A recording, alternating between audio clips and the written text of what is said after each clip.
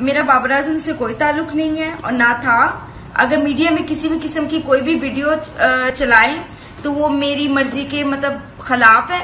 मैं कोई भी ताल्लुक बाबर आजम से ना मैंने रखा पहले और ना ही अब मैं रखती हूँ। अगर आगे मजीद कोई वीडियो बाबर के खिलाफ मेरे नाम से चलाई जाएगी तो वो मीडिया की कार्रवाई खिलाफ की जाएगी। तो दोबारा आप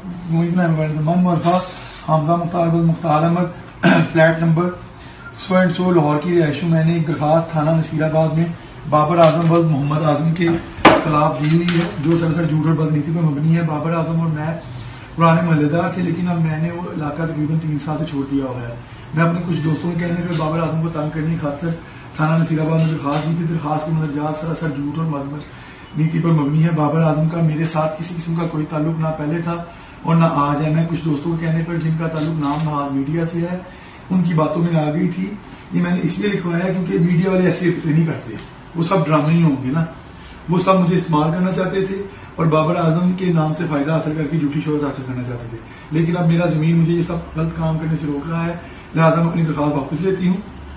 लेकिन दरखास्त झूठ और बदनीति पर मबनी थी, मेरे ऊपर किसी किस्म का कोई दबाव ना है। मैं अपनी पूरी मुकम्मल रजामंदी से बयान तहरीर कर रही हूँ। अगर आइंदा मैं इस किस्म की कोई कार्रवाई करूँ, दरखास्त दूं या मीडिया में आके बाबर आजम के खिलाफ कोई बयान दूं, तो मेरे खिलाफ कार्रवाई की जाए। ठीक है, अब आप यहाँ पे अपना राइट हैंड लगाएंगी। पहले आप इस पे लगाएंगे, देखें ठीक आ रहा है, थोड़ा डिप कर लें और अब इस अपने इस नाम स्पेलिंग के नीचे फिर दोबारा डिप करके इसके नीचे